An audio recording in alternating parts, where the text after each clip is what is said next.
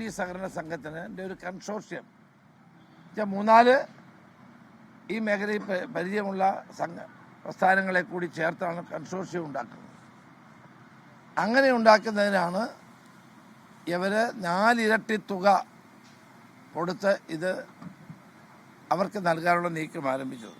സംസ്ഥാനത്ത് നിലവിൽ 1612 സഹകരണ സ്ഥാപനങ്ങളാണ് നിലവിലുള്ളത്. അതിൽ തന്നെ 4415 ബ്രാഞ്ചുകളാണ് ഉള്ളത്.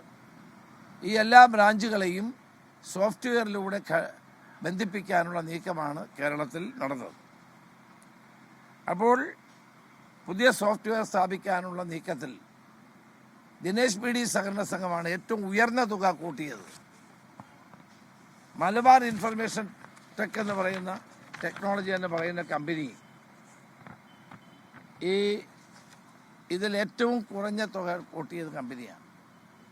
അവർക്ക് കിട്ടാത്തപ്പോൾ അവരാണ് മലബാർ ഇൻഫർമേഷൻ ടെക്നോളജി എന്ന കമ്പനിയാണ് കോടതിയിൽ പോയത്.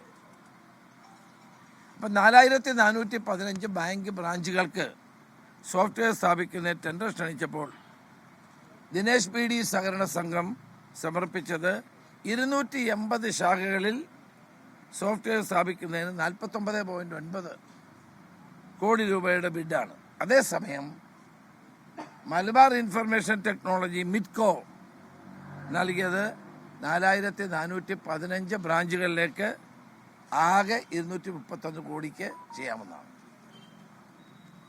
അപ്പോൾ ദിനേശ് പി ഡി സഹകരണ സംഘം സമർപ്പിച്ച ബിഡ് അനുസരിച്ച് ഒരു ശാഖയിൽ പുതിയ സോഫ്റ്റ്വെയർ തയ്യാറാക്കുന്നതിന് 17.8 ലക്ഷം രൂപയാണ്.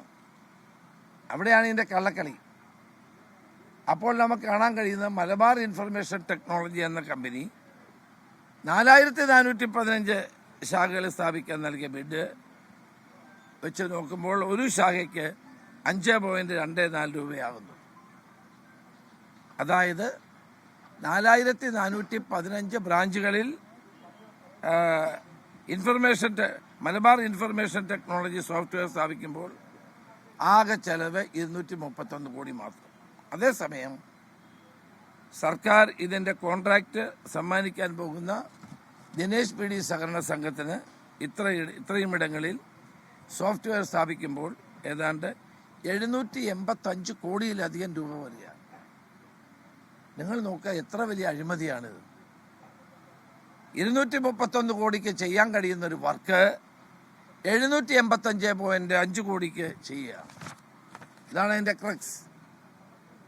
ചിലർ പറയുന്നു ഏതാണ്ട് ഇത് കൂടും, ഏതാണ്ട് 700 കോടി രൂപയുടെ വെട്ടിപ്പാണ് നടക്കുന്നതെന്ന് പറയുന്നവരുമുണ്ട്. അപ്പോൾ മുഖ്യമന്ത്രി പറഞ്ഞ എന്താണ്? ഈ ദിനേശ് പി ഡി സഹകരണ സംഘത്തിന് ഇത് കൊടുത്താൽ അത് ലാഭകരമായിരിക്കും എന്നാണ് പറഞ്ഞത്. എന്ത് ലാഭമാണ്?